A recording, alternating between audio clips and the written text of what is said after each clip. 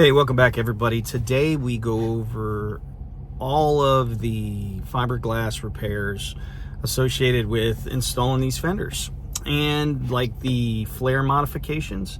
So we're going to try to wrap the bulk of this fiberglass work up today. So get it all ready for body work. So if you are already familiar, you know your stuff when it comes to fiberglass, be patient with me. This is not pretty. I think it gets better as it goes along, but it still may be wrong. Either way, we're making progress, and let's get going. All right, so 1 3/4 ounce, and then some 3/4 ounce, right? So I've got a little bit of both. I'm almost out of this. I think I've got another bundle of it over there. But what I did was I did a 2-inch strip, 1/2-inch strip, and then two 1/2-inch strips, and then I went over it with a little bit of 3/4. So I just kind of randomly am building up, just trying to find what works. I'm gonna start working on this and then work my way back. So don't forget to kind of anything that isn't solid, like put some tape on the back of, so that way you're gonna be good to overlay without having any big messes on the backside. That's kind of nasty. I'm gonna mix up a little slurry of resin and some fine chopped up glass and just try to fill some of these areas without, so that it's not just a big gap of resin. So there's gonna be some structure to it. I don't know, just trying to figure it out, do the best I can. Just keep plugging away. All right, second day in a row, I had an opportunity to come work on this thing, making some progress. I still have to lay in some stuff under the fenders, like on the back side of these little molds that I glued in, right?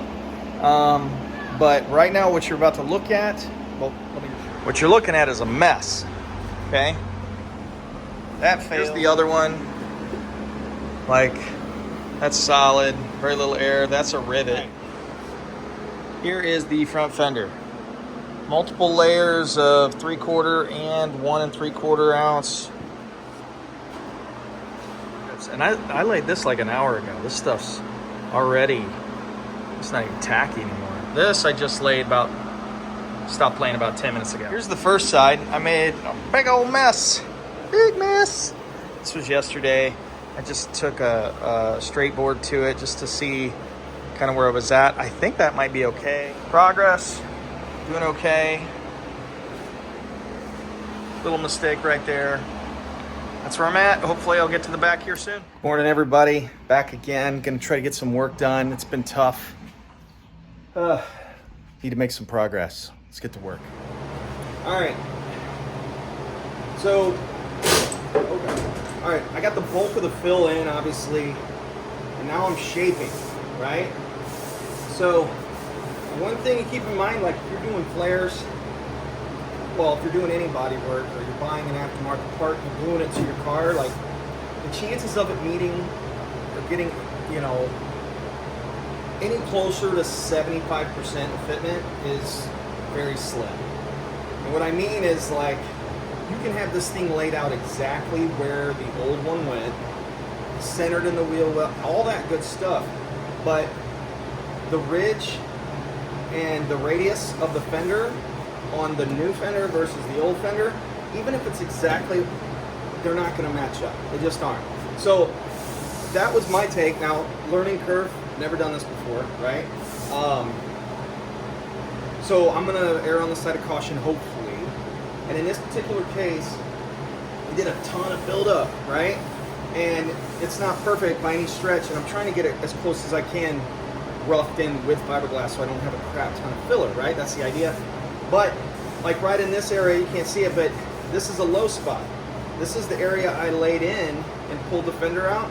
So how much filler am I gonna put in here? Well, I don't want it to be more than like a 16th or in that ballpark, right? So I think I'm okay. Could I keep going on this? Maybe, right?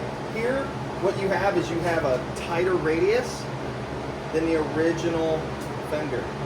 So now I've got all this fill, and I'm trying to shape this entire, I'm trying to remove material from the original piece I installed so that I don't have a ton of filler. Because I could go in here, fill, I could go fill and get this perfect with like the Everglaze stuff, right? The fiberglass filler. But I don't want to do that. Not if I don't have to. Now, at some point, I'm going to draw the line and say, look, we got to move on. I'm going to get it as close as I can. This is really close, okay? And my understanding, we can pull right over all of this fiber, right? So we're going to get this really clean. It's all cut with 60 or 80, which I believe both are perfectly fine to pull mud on. Keep in mind while you're doing body work, at least this is my experience, and it's not a ton, but regardless, yes, you want bite. You want to prep the fender with enough, with a coarse enough material or sandpaper that you get good bite on whatever you put over it. But if there's any possibility in shrinking, the bigger that crack is, the more likely it is to telegraph those scratches through each layer of paint or finish, right? So let's say I sand, like I'm 60 grit, I pull mud, I am 180 on top of that, or 220. Let's say I go 180. If anybody watches Bad Chad, that dude, he's pretty hardcore, but he'll tell you 180 and then feather fill right over that. Now, probably works fine. I have never really seen any of his work other than on video or whatever, but that feather fill, although it's not supposed to shrink, the polyester stuff, you do get shrinkage, right? Nobody likes shrinkage. I mentioned this before. So even if you glass this paint job out at the end of the day, 100% looks money, there is a possibility, from my experience, that those 180 scratches, even from that feather fill, might telegraph later down the road when this thing starts to completely cure and shrink and do all the things that it does. So anyways, be conscious about what grits you use. Step it down, you know, as well as you can to kind of minimize that. But this is where I'm at right now. I'm trying to get the contour of the fender so it's not straight up and then round, or big round and then straight down. Here's your body line. I'm trying to keep my body line. This is tough. And then there's like 1, 2, 3, 4, 5 different contours meeting right here. So getting it roughed in so you don't have this, like there's a low spot here, I may put fiberglass in, right? Because that may be a little bit more filler than I want. But keep that in mind if you guys are going to tackle this. Like, you know, if I've done this 3, 4, 5, 6, 7 times, this process would be completely refined. You can talk to oh God, the guys at Custom Image Corvettes. This is what they do every day, all day, and even they, you know, they're challenged with one Corvette to another because none of them are the same. So, anyways, long gap dissertation on my process, but that's where I'm at. Getting super busy with work, trying to find some balance so I can stay on this thing. So it's Sunday. I got about 5 hours. I'm going to try to shape some of these fenders and kind of get to a place where I can move towards the back end. All right, back to it.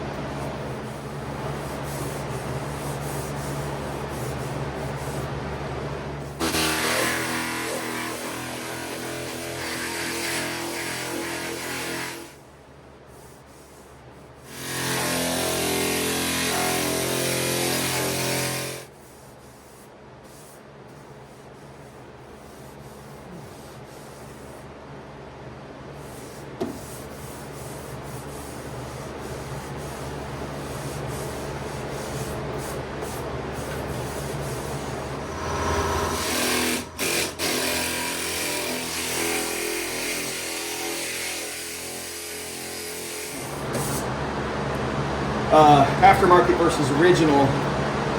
So there's some bonding strips in here. This was a little bit of a mess. But anyways, this is a very severe depression in here because this fender wants to dive in before the nose actually connects to the new fender.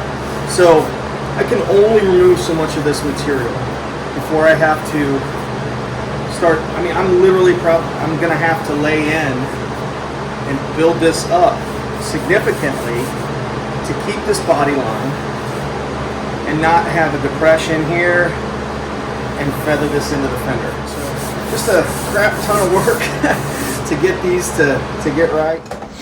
Header bar goes all the way across and I got a couple repairs on both. So ideally, I don't want to touch anything up or around or below. You won't stay true to the body line, right? You won't stay true to the contour of the actual fender. So it's gonna be a chore and a challenge to get all these, especially if you don't do it every day, right? All right, so my method to cutting some of this heavy fiberglass is using a longboard. I can manipulate whether I lay it flat on the edge. It's got about a 3/16 foam pad on it. This is just an inexpensive Ingersoll longboard. So I can go with, like you can't see it, but just to give you some profile, I can go with the fender in, or I can sweep it across, or I can go over.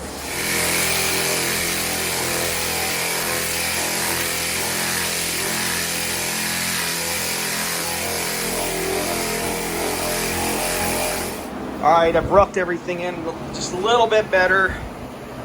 I am getting ready to do some more layout. This area I mentioned earlier, I prepped all of that. I've got this small little section here. I'm gonna try to layer in. I may go over this whole thing, overlap the seams with some thinner stuff. This is the thicker stuff. All right, so finally got this laid up. We obviously still have some work to do. I plan on filling this with